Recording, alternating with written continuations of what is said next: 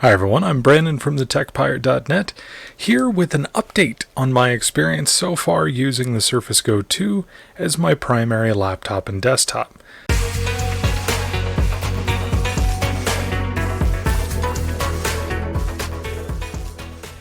One misstep where I've had to use my desktop for its better performance. Otherwise, the challenge is going pretty well. I did realize that I should have gone into more detail in the first episode about what my daily use for the devices that I'm replacing normally is. On a normal workday, my laptop is basically a third monitor to display other information that I need or listen to podcasts on while I do office work, develop photos that I take, or write some quick code on when I get inspiration throughout the day. I also heavily use your phone in order to kind of keep my mitts off of my cell phone while still being able to look at notifications or calls as they come in. Once I get home, I normally shift back over to my desktop or cell phone. But it's been interesting though. Lately, rather than coming home, kicking my phone out when I'm watching TV on the couch, now I'm reaching more for the Surface Go 2. The 10-inch form factor is easier on my eyes to look through tech news, to browse through YouTube, browse through Facebook and Reddit, and the 10-inch size isn't so big that it's more of a hindrance than a help. Especially the weight of the device. It's actually lighter than I thought.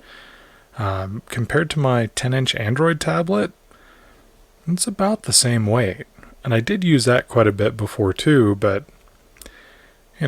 Android tablets are basically just blown up phones, whereas the Surface Go 2 is its own thing that runs Windows. So, my desktop is where things kind of get a little more complicated.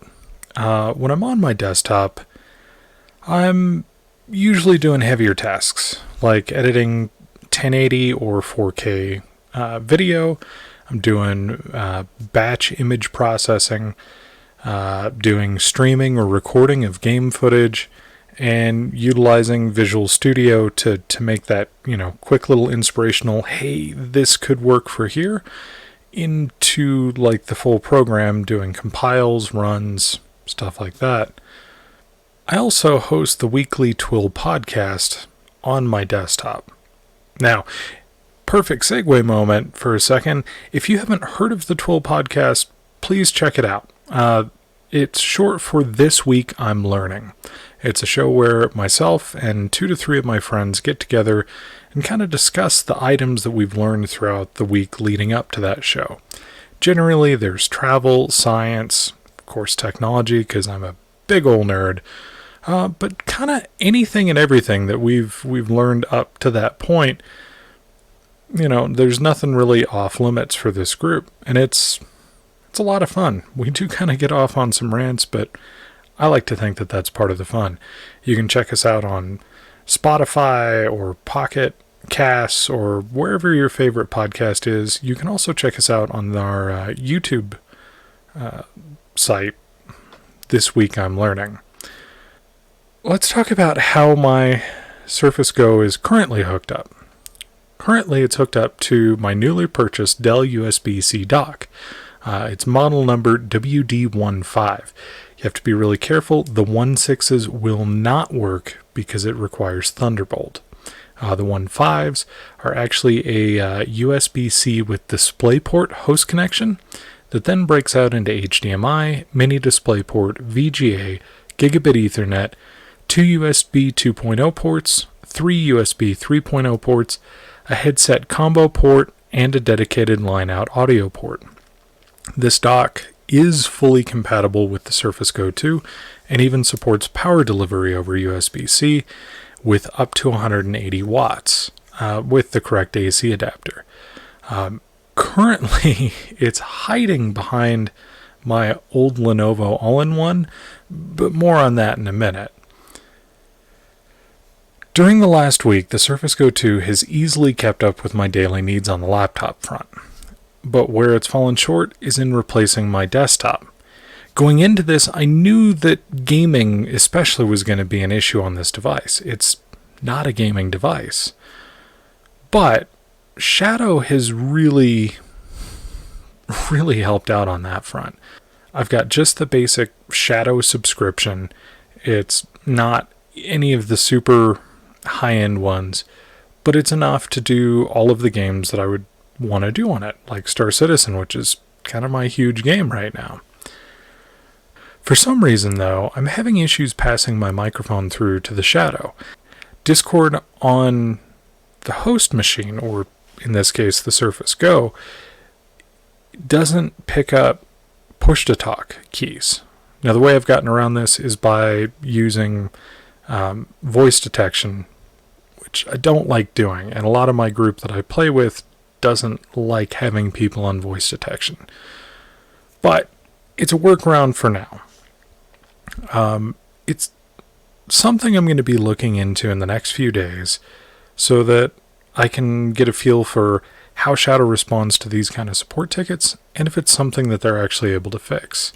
More on that in the full Shadow review at the end of this 30-day challenge. So gaming currently is taken care of with Shadow, at least for now. There are games that can be run natively, though, if you're not looking to add another monthly subscription to your budget. Terraria, Minecraft, Crayon Physics Deluxe, and Heat Signature are just 4 that I've tried so far. Additionally, running a Game Boy or early Nintendo or even an early PS1 emulator game is totally doable. Having said that, if you have one of these devices, a game I'd highly recommend looking at is Canyon Physics Deluxe on Steam. With a Surface Pen, it's an amazing experience, except for some small GUI issues. I've spent hours on the couch playing this game over the past few days. It's a game that plays exactly how it sounds. You're given the goal of getting a ball to pass through and collect stars across each level. You have to use a crayon to interact with the world, creating objects within the physics-enabled environment. It's 2D and runs on nearly anything. The first device I actually played this game on was an HP Compact TC1100 10-inch convertible slate PC that was released all the way back in 2004. This game has received a few updates since to add levels, add in new mechanics, and some other general improvements. Seriously, if you have a 2-in-1 or a full tablet computer that uses a stylus, this game's a must. But I digress. Game streaming and recording is where problems really start to appear for the Surface Go 2, at least in my use case. You can see from my earlier B-roll on gaming that it's not a capture of the screen within Windows. It's literally just a camera pointed directly at the screen. Oh, and to get those games to run as good as they do, you're really going to want to invest in just a small fan. Like, even a couple $, cheapy fan. It's going to help way more than you think it would. So, with the fan in place, I never really dip lower than a 2.5 gigahertz under full load. Remove the fan from the equation, you're going to stabilize at about 1.4 gigahertz instead, with drops as low as 1.1 gigahertz. And it's not going to really do very good. With that little extra cooling, it seems to do pretty fantastic. Well, the computer handles some basic gaming, and handles it pretty well. Recording is a no-go. It drops the frame rate down to below a playable rate in both Terraria and Minecraft, which are the only 2 things that I've really tried to record. I figured Terraria, if it can't record Terraria, it's not really going to be able to record much else. Minecraft was just a shot in the dark to see if maybe a 3D game did better, which of course it didn't. Recording or streaming with Shadow also has its downsides and complications as well. With the microphone not forwarding to the Shadow, I can't talk during my streams or the recording. And since my upload at the house is as bad as it is, trying to push my camera over the included USB forward functionality of Shadow, ends up with just choppy video. I'll continue to work to try and resolve this and get the microphone to push through. I've also got to call out to Spectrum to see if there's any additional speed boosts or package that I can get in my area. I think I'm already at the top of the line, or top tier, which isn't saying much because where I live, fiber's not available. But if I have anything else to report there, I absolutely will. As far as programming, it's not the fastest experience on the Surface Go 2, but it will run Visual Studio. Unlike my Lenovo Yoga C630 with an ARM chip that wouldn't run it. It runs, you can edit code, you can compile, you can run, you can do some basic debugging. More complicated codes, though, will bog the system down pretty heavily. I have yet to actually be able to crash Visual Studio on this, but I haven't really put that to the test either. I've been trying to use this more real world where most of the coding I'm going to do is going to be in PHP or JavaScript, so it's going to run basically on the back end or the browser. Little bit of C# just for some desktop apps, and that seems to run pretty well. But you do have to take into account kind of what this device is. It's not going to be where you make full-on video games. But to make a quick, calculator app or, website, it seems to do really great so far.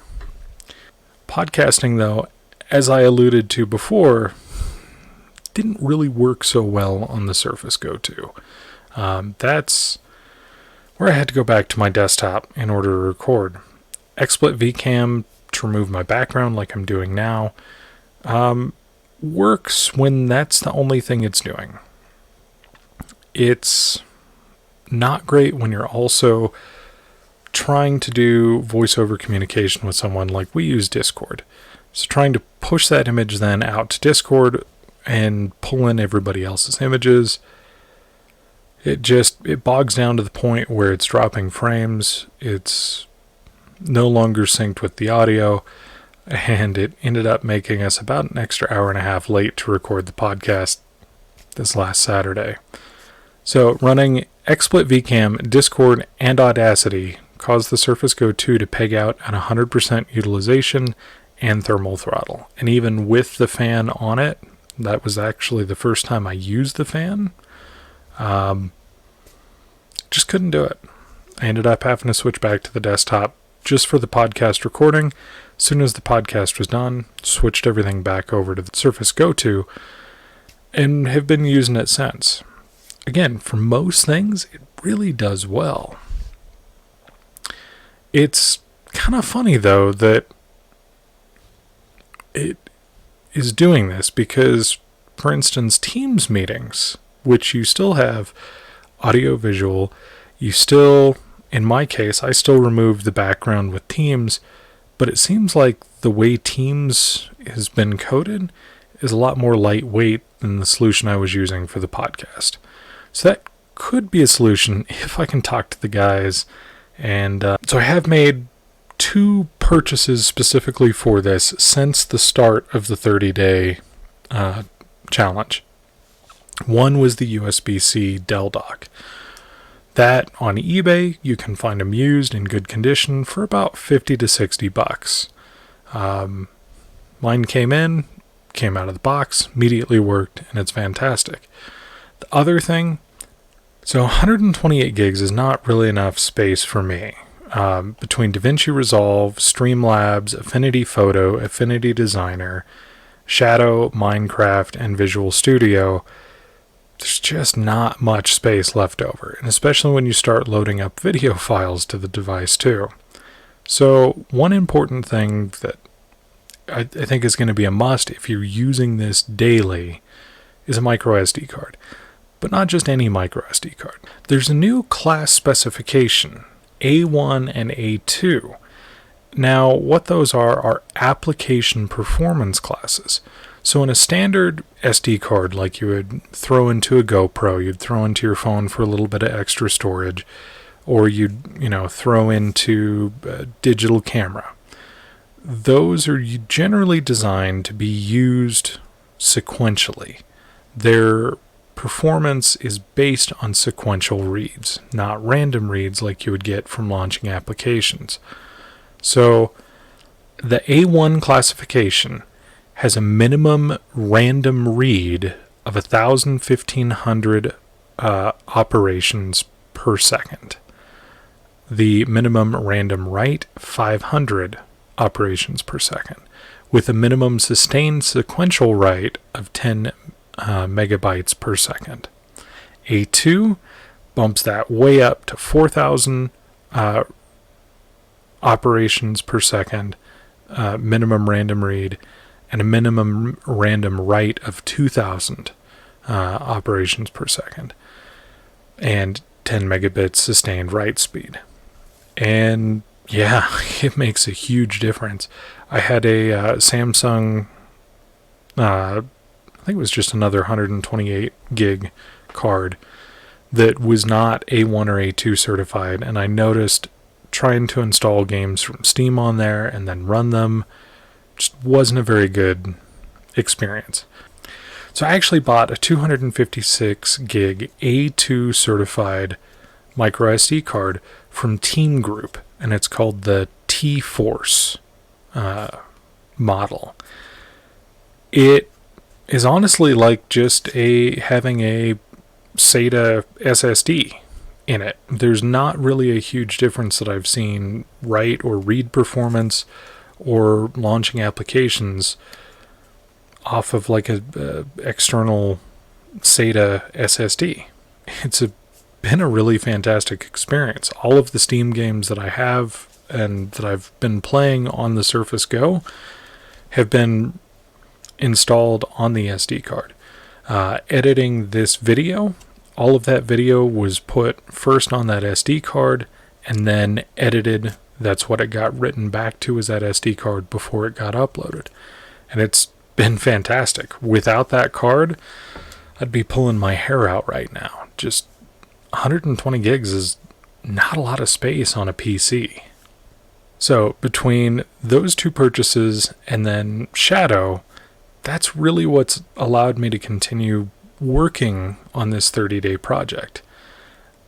And that one time having to do the podcast and then every Saturday from here on, that's going to be the only time I use my desktop, at least for the next couple weeks. Hopefully. Overall, it's a pretty impressive device, and I'm really looking forward to some more emulation gaming, some more work in Shadow, and maybe some of the cheaper or free options for game streaming. We'll catch you guys on the next one.